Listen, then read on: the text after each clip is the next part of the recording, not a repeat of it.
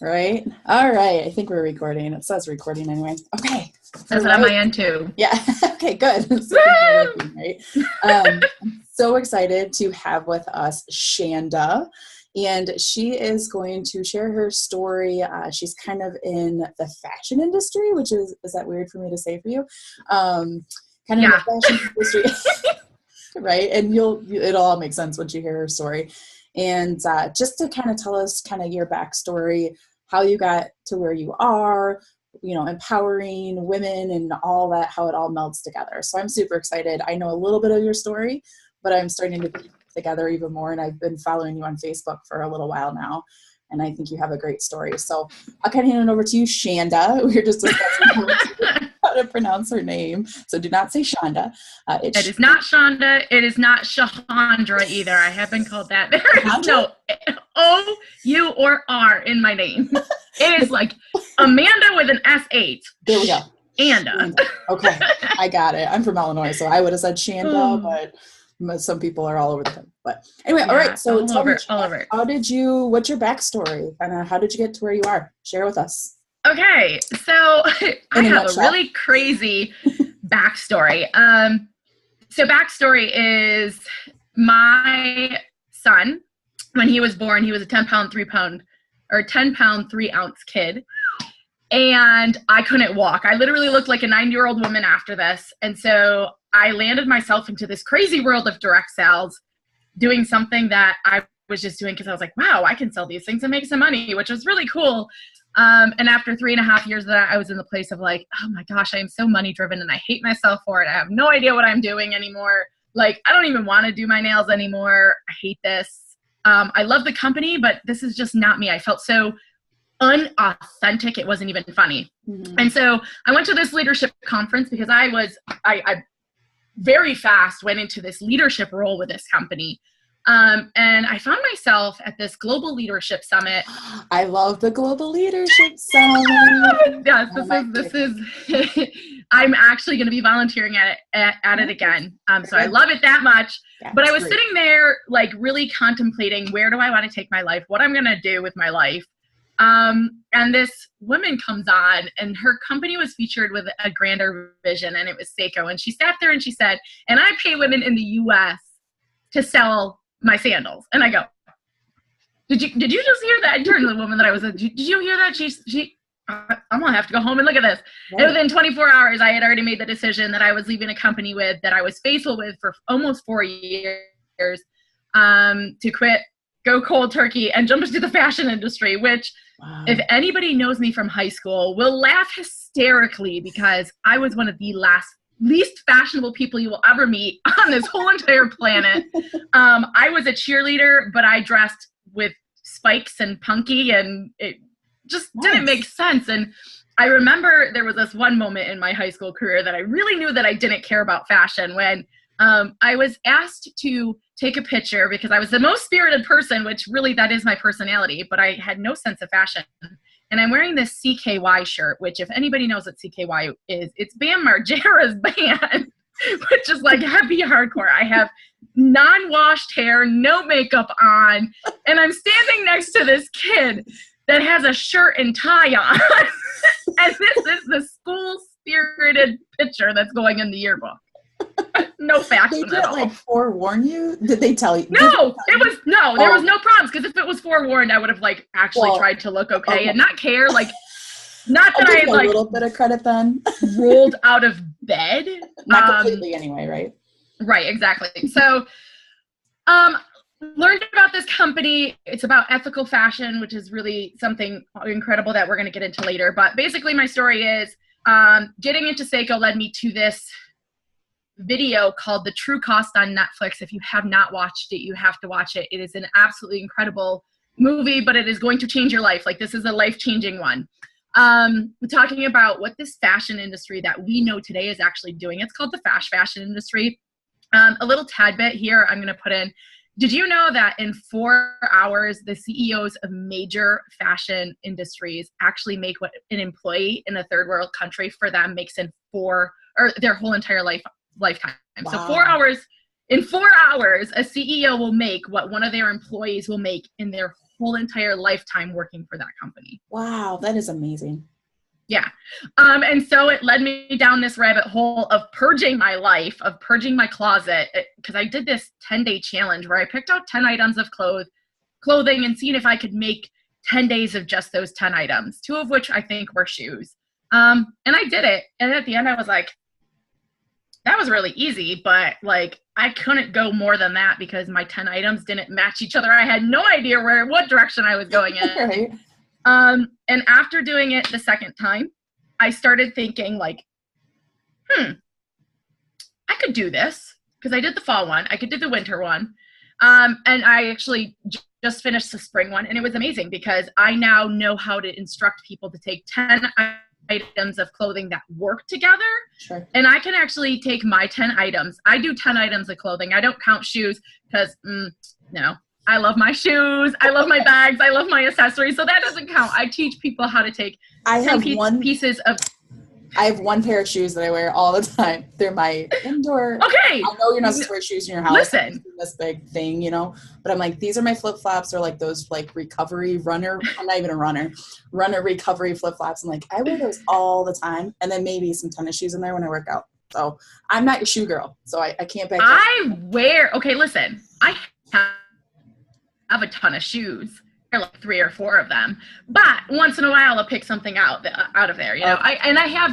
I have purse shoes, but I just love shoes, and I always have loved shoes. So I don't know why I never liked fashion. Mom brain. I have no idea where I was in my story. Sorry, I totally distracted you with my random flip flop that I threw up. Oh yeah, okay. I remember what I was talking about. Wow, that never happens for me to remember. But I actually can now take my 10 pieces of clothing that are like my staple items.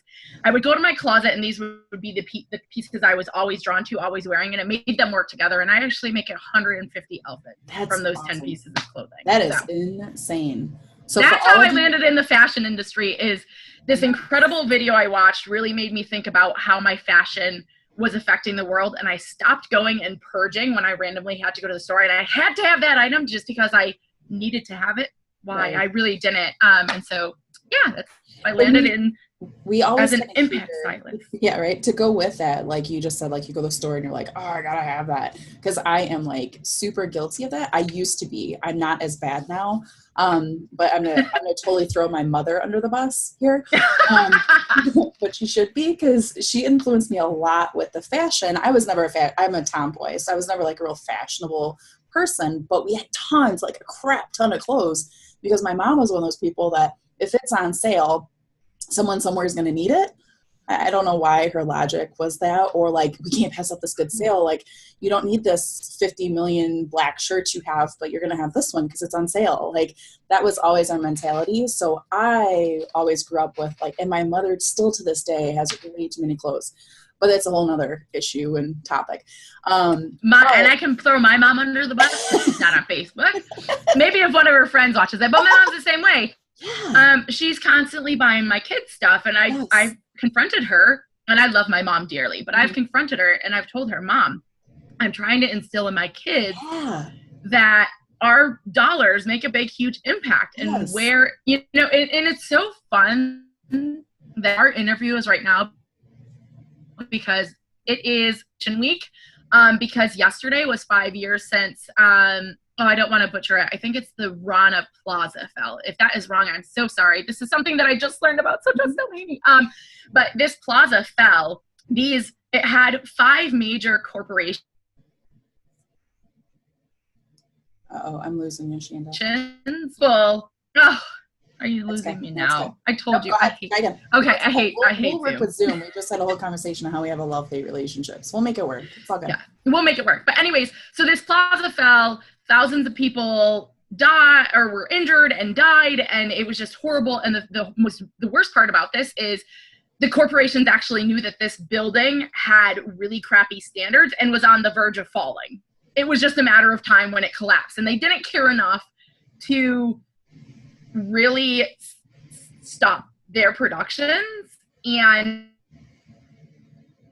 giving people their lives, which that's not okay. That's just not okay. So it's Fashion Revolution Week right now of, do you know who made your clothes? And I know who made, okay, I don't know who made this, but I know who made this and this and this and these and these. And so, yeah. That's so awesome. That's just the thought of that. And like we said, kind of that stockpiling. Like, I feel like we go to the stores and we're like, we got to have that, we got to have this or whatever. And then if you're like me, you get home, you're like, the hell am I even putting it with? Like, I don't know. I just bought it because it looked cute or it looked on sale, then you put it on, whatever. So it's a whole nother thing. Yeah, right? Exactly. So how do you feel like, and I have like all these notes on your story when I read it, like, how the hell, like when you said like, and then after your 31st birthday is kind of when it kind of, came all to light for you, which is great. I feel like a lot happens in our 30s now that I'm in my 30s. I think it does. It's a great, hey, everyone was like, oh my gosh, you're 30 now. Isn't that horrible? I'm like, I have no grays and I have no wrinkles. I don't even have, okay, there's my expression lines. Like 30s are good. We're good.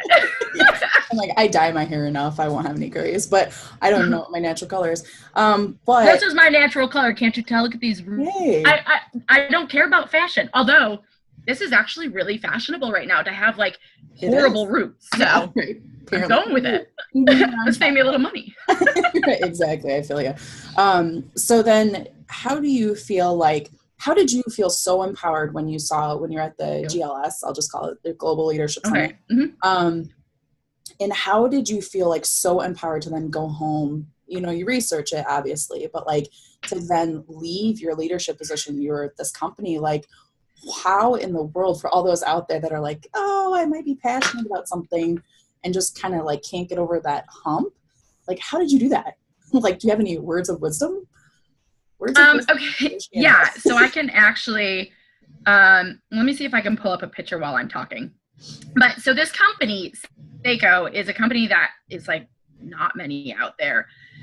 And what this company is doing is they are actually employing women in Uganda who are then come from either they're going to university. So in Uganda, there's this 9-month gap between high school and university. And these people that do this, I'm talking the brightest people in Uganda, have to literally fight for these non-existent jobs to save money in order to go to university. Where we live, there's like financial aid and there are scholarships and all these things. Those things to affect until you're actually university. You actually have to earn money to pay for college. Wow. And that's something that doesn't happen. Like there's like all these jobs. No, there really aren't all these jobs. There's a couple of jobs and they're going to men. I'm going to be honest. They're going to the men because it's a very patriarchal type of society. And so that's where Sseko comes in. We actually work with something called the Corner Leadership Academy, the CLA, and we are hiring these women straight out of high school to come work for us for that 9-month gap.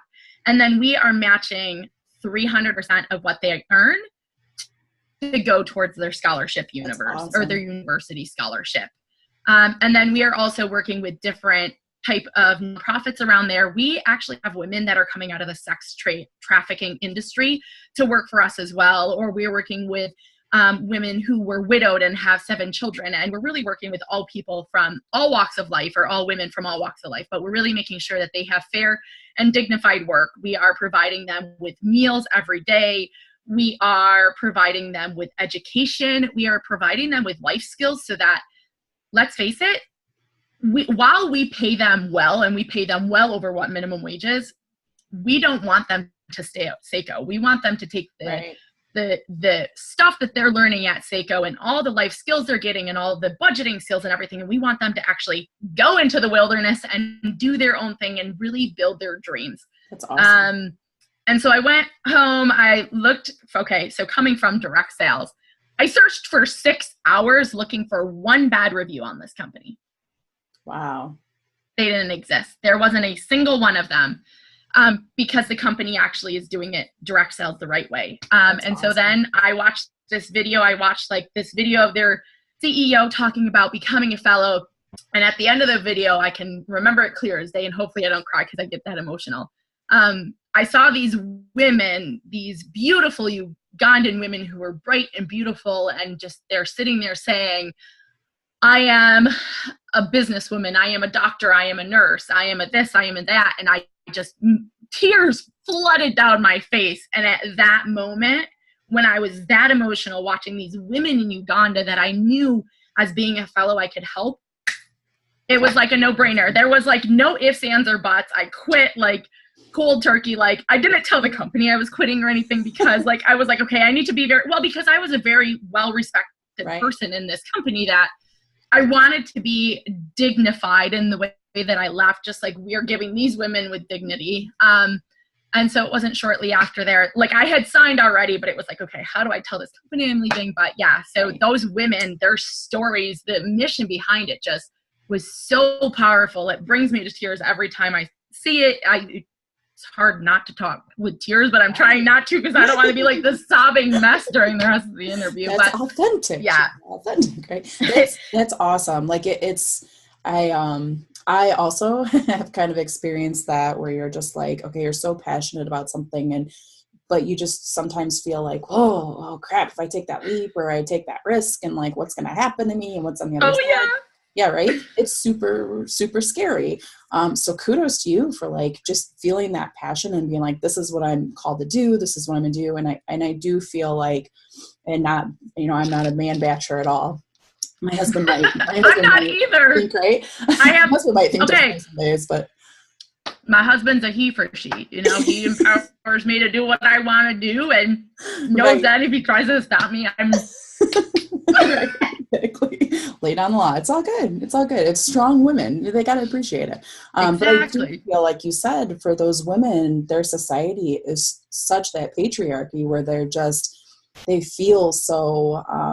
I guess kind of not put down, but not given the opportunities or whatever it might be. So for them to even have that, I'm sure they're like super grateful for that.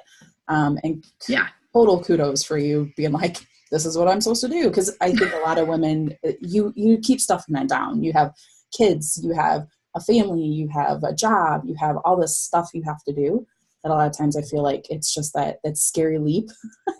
And I'm experiencing that currently. Oh, it was scary. I'm like, I have a brave piece on my thing as a reminder. You got to be brave and step into the wilderness and not know where you're going and just pray that you're going where you gotta go. You're right. There's a lot of. You're gonna do it, but you're gonna be a fashionista. Yeah. The heck is a fashionista? I have no sense of fashion.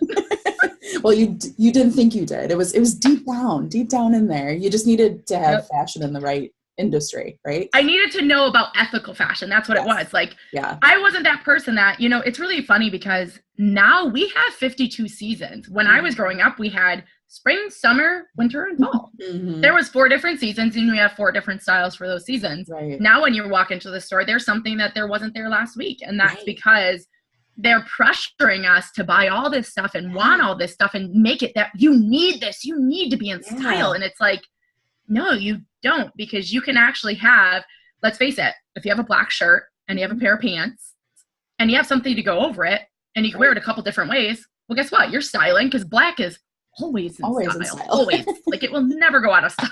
Right. Exactly. So you got a piece for life, for sure. And I feel like even too, like we kind of talked about earlier, like going to the store and feeling that sense of relief. Like I don't have to purchase things, or I'm going past the clothing or, whatever I feel like I have to have. I always felt like, and then I go home and I wasted my money. And so I feel like, wasn't it you that posted in the group that I went to the store today and I was going to get something and I put it away and I got home and I felt so excited. And like for me was like a pivotal moment. And like, oh my gosh, like if I can just change one person's mentality and what the fashion industry is doing, like that's what an impact wardrobe is. I call myself an impact fashionista, because what I'm teaching people, regardless if they're buying Sseko or if they're not buying Sseko, although you need Sseko, huh?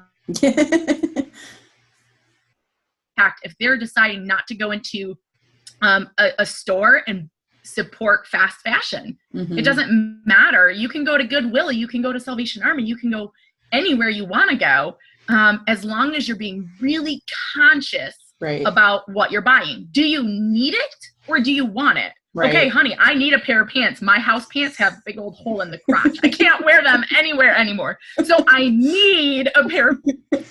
You're right. And that's okay if I go out and I buy them. Right. Now, if I can get them ethical fashion, perfect. But if I can't, I at least know that it's a purchase that I absolutely need. Right. And I can go to Goodwill and find a nice pair and be perfectly set. Right. Yeah. And everyone kind of has their own personal preference on fashion. Like I said, I'm kind of if it's I can wear it and it's practical, sign me up. I don't have to have anything real fancy. Usually I'm running after kids or I'm working or whatever. Yep. And I feel like hashtag mom clothes right here. Right? I'm not even going to show you because I have like nothing like real fancy. Obviously, it's like a pullover, but I literally have like running shorts on right now. I'm like, no one's going to see that. Leggings on. I haven't been a nurse in forever, but to all your nurses out there, power to you. I was a nurse. I liked it, but then I got pregnant and I realized that I wanted to work myself. Like that was part of my story I didn't tell. I can never go back to work for somebody else. I've been a boss for so long that I'm like, yes. I feel you. But I had nursing pants on that I've had for years just because they're the most comfortable things and they have a million pockets that I can put my cell phone and my insulin pump and practical. Like some snacks and yeah, they're practical. And I'll never get rid of them because they're so comfortable. They're like perfect house pants. They're perfect run to the store pants. They're just not like go out on a dinner night pants, except I wore them to dinner tonight. So that's awesome. And I feel like too, especially for women, and I feel the same way. I feel like my husband's the same way too. He's actually a bigger shopper than I am, I think, of clothing. And he can never quite find, stuff that he completely is comfortable with. And he always feels like he needs more clothing. I'm like, no, you don't. You actually have way more clothing than I do as a man. So I feel like it's both men and women. It's crazy. Like, oh yes, it is. Joke. I'm like, why do you have so many clothes? Like, you just go to work. Like, I need 2 pairs of pants of this color and that color. I'm like, really? Dude, I don't even have a pair of pants. Like, I have 1 pair of pants. Yep. Oh, I know. We have these conversations. Yeah. I'm like, I need pants. I can relate to that.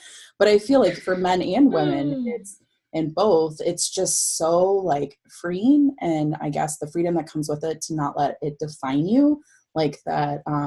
I grew up kind of in my backstory to go with it. I kind of grew up in a little bit of my family, we weren't well off, but we had money, to spend. And my mom can't pass up a sale. And I feel like a lot of my friends were more of like the preppy side. They kind of grew up, they were pretty fashionable. I had really a lot of girlfriends who were really like big on fashion and that was their thing. I went to a Catholic school, so that should explain a little bit of it. And right. I feel like it always explains a lot. Right. I felt like it always defined, like I was always defined by my fashion. And I was actually wanted to go to school for fashion design. Like I thought was my calling. I know. Right. That's so funny. We're like opposite. So glad I didn't go. Like, because I would have never made it in the industry. Because again, maybe I should go into practical mom clothes fashion. I don't know. There's a huge market for that. Right. Because I can never find it. But I feel like that it's just that freedom of not letting it define you and having kind of, like you said, that impact wardrobe or that capsule. A lot of times you hear capsule wardrobe, whatever it might be. And being able to walk in your closet and not being overwhelmed by this idea of all this clothing. It is so freeing. It's so funny because the number one problem for women is they have way too many clothes, but nothing to wear. Right. And it's not that we don't actually have nothing to wear. It's the fact that when we look at it, we have so many choices that we are so stressed. Yeah. Not only do we have so many choices, we have so many choices that don't fit us anymore or are so old that you're just like, oh, I don't know. And then you gravitate towards the same 4 or 5 shirts all the time. Yeah. And when you start to declutter, like I think when I started, I had about 100 shirts. The second time I had about 50. I think right now I have about 25 and I still only wear the same 3 or 4 of them. Now, I'm not talking about workout clothes or pajamas. I'm talking like clothes that if I'm going to walk out of the house, and the rare occasion that I do, right. Hashtag stay at home mom, like, what am I really going to wear? So I don't know. When did I do the purge last? I think I did the purge right before we did our first challenge for the impact wardrobe. I think so. And I haven't worn anything out of my closet that's still in there. I'm wearing everything that's still on my dresser because I hate to put clothes away. I hate to put my kids' clothes away. I don't mind my clothes because I don't have very many. So my kids, right. my husband are the one that have all those stinking clothes. But good stuff. Good stuff. It's so, and I think that this whole idea of minimalism and people starting to declutter and kind of that stress. I know someone actually, if she happens to watch this, she's moving in across the street from me soon, and she's been really focusing on the minimalism and decluttering and them moving and getting rid of a bunch of their stuff. And I think I've tagged her in a couple of your things of just like, wardrobe. I think people don't think the wardrobe, honestly, the wardrobe decluttering is the gateway to all type of purging. Yes. Like I never wanted to purge. Since doing my wardrobe the first time, we have done every single room in our whole entire house, including the attic, which had empty boxes of microwaves and appliances that we had. Awesome. I think that I personally had 5 or 6 garbage bags, black garbage bags full of clothes that I gave to other people. Wow. I did not donate them. Sure.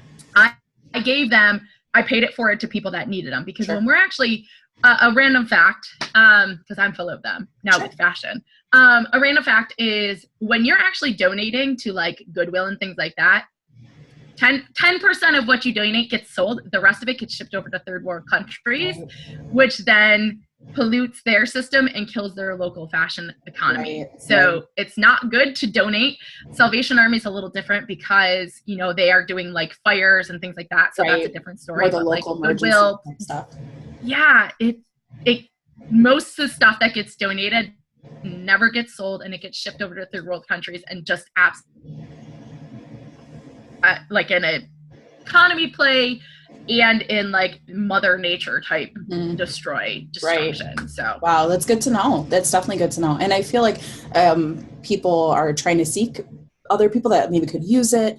I know here, since I've moved here, there's been a couple of times where I've had clothing as I purged when I did it with the group. And I had met someone, I'm like, hey, do you need clothing? Like you're about the same size, all this stuff. She's like, oh, that's great. Do you want to trade off? I'm like, oh, someone actually wants to trade. Like it was not for me. I'm like, yes. Like, what do you got? Like, let's trade. Exactly. Heck yeah. Just having that, like, having your friends come over at your house and bringing their old clothes and you do a swap, that's huge because you're still helping the fashion industry because it's new to you. Right.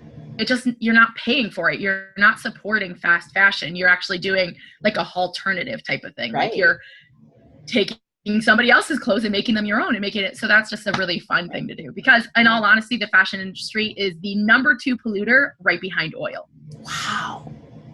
Gosh, I love all crazy. These facts. Is that not crazy? I love all the facts. Hopefully that empowers people to do something. Find people that want to wear your clothes and swap it out. I think it's a great idea. Or like you said, finding someone who actually needs it versus going into something in somewhere that you don't know where the hell it ends up at. You're just like, with all the buy, sell, trade type groups on Facebook, if you jump on there and say, I'm looking for a family in need who needs 5T clothes. Right. Or who needs women larges. Like you'd be surprised the amount of people that need it. Right. Like way more. And I don't tell them to post below. I say, PM me because I want to hear their story. Like I want to make sure that if I'm giving them to you, you're not just getting them because you want new clothes or stuff. I want to make sure that it's really helping a family that really is in need. And you'll see like, oh, so-and-so needs them, their house just burnt or their kids just blah, blah. And it's like, perfect. That makes it, and it's even more empowering. Like, what I do is to help empower women, not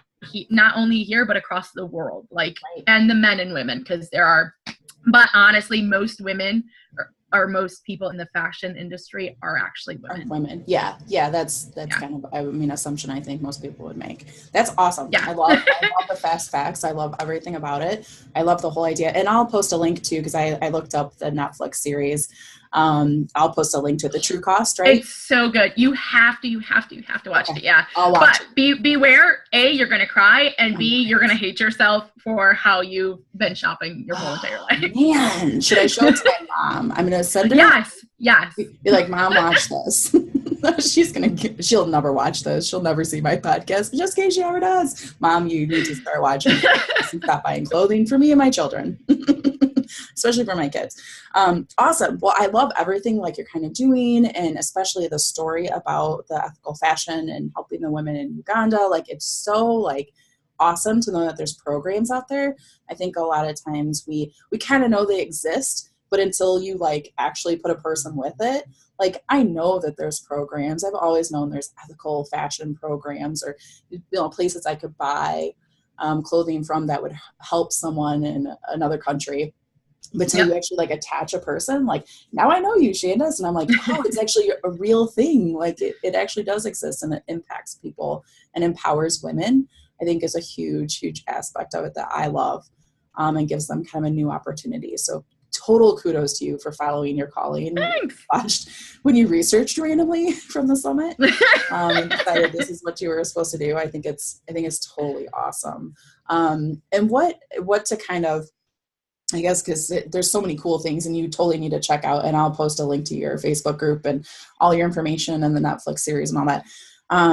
What does the word, if I can ask you just a couple questions, what does the word empowerment mean to you?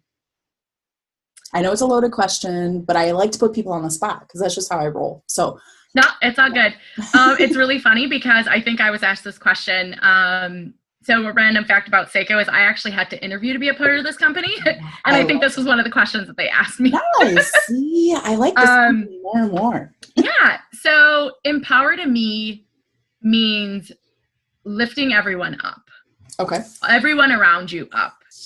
Making them feel loved and wanted and dignified and worthwhile. That not a single person, and not a single person around me will ever feel down, because I don't like that. I want you to feel empowered. I want you to feel empowered even in your struggles, because those struggles are where you learn and you continue to grow. And it's finding that light at the end of the tunnel that is that empowerment. I love it. Oh my gosh. You should put that in quotes. Sorry, I'm writing it down because I'm going to use you. Shanda Spink.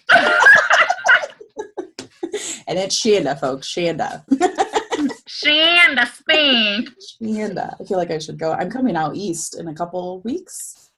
I don't even know what day. Ooh. Yeah. The 5th of May, I'll be going out to New York area and flying in. All right. No, we're going to have this question. Oh, no. When you say New York, what do you mean New York? Well, I'm technically I live in this big thing called New York, not this little thing called the city. No, I'm actually flying into Syracuse. Oh, Syracuse is like 4 hours from me. Yeah, so I'm actually flying into Syracuse. No, it's 3 hours. Albany's 4. Okay. And I'm staying with some friends because they actually live out that way, and they have a bed and breakfast, so it worked out. So now I don't have to pay for a hotel. And then a woman and I that we're doing this program together, this coaching program, we are driving into the Berkshires in Massachusetts. It sounds really fancy, and that's where my coach is from, and we're going to her home, and she's going to show us kind of this magical place where she inspires people and teaches us from. So I'm super excited. So cool. I feel like I should start practicing like my out east accent or something. I'm not really sure, because I'm definitely from Chicago area, from Midwest. If you're going to like Massachusetts, they sound completely different than us. See, because of the Boston. Like it depends on how close to Boston she is, but their accent is like ridiculous. Thick. It is thick. Where I come from, Chicago, they're gonna be like that. In my voice, they're gonna think I'm from down south somewhere. But anyway. So sorry. A side note. Right. And then what is one thing that you do personally to empower yourself? Daily basis, weekly basis, monthly, however you roll. What is one thing that you do to empower yourself?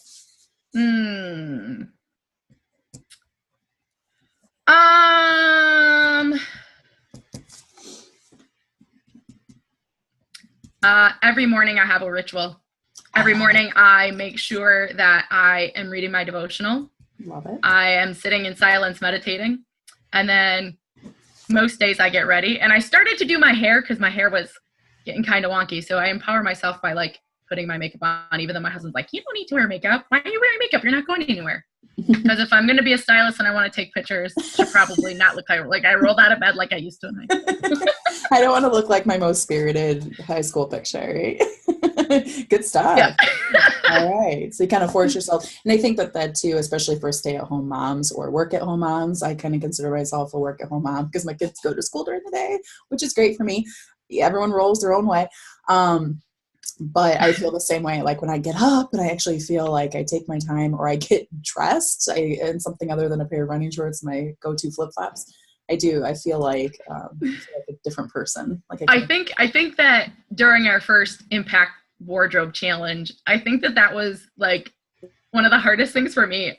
Side note, for all of you that were in my group, I would literally get ready, put my clothes on, take a picture, and then take them off. I have designated date. I can totally relate. Be authentic.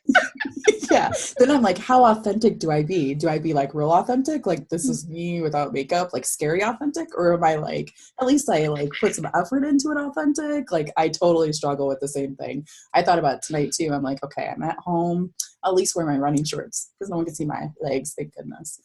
But anyway, perfect. I know. I came home and did my hair because I like just rolled out of the shower for today. I was like, I'll get ready later. And then we went out to dinner. I was like, why am I doing this? Oh, I'm a fashionista. Fashionistas have bad hair days too. Yes. Mine's usually always crazy, as I'm sure you've noticed. But awesome. I love the morning rituals idea. I love that kind of this is supposed to be shaved. You can see how long it's been since I've had a haircut. You do my sides pretty well. But yeah, awesome. I appreciate sharing your story, how you kind of got into the industry that you're in, following your passion, being empowered enough to leave your job and follow your calling. I think that's so awesome. I think that's so inspiring to people who may be on that cusp. If you have any questions of how Shanda did it, I'm sure she'd be willing to talk to you. I'll post her information at the bottom of the video. Always. Check out her group, check out the company. I think it's so awesome. Said that I should start a blog or something. I was like, man, I'll do it tomorrow. I'll do it tomorrow. Let somebody else do it. And now I'm like, man, I really should because I kind of was excited to do this. My husband's like, what are you doing? I know. I that's how my husband's like, you love to talk. He's been pushing me to do a podcast, and I'm like, I gotta do at least something to keep myself on track so I can keep moving my program forward. But I greatly appreciate it. Check out all of our information. Thanks for sharing your story. You're doing awesome and empowering women over in Uganda and empowering yourself and empowering all of us to be more ethical with our fashion. I love it. And thanks for all the fast facts you gave us. You're welcome. Thank you, guys. All right. Talk to you soon. Bye, girl. See ya.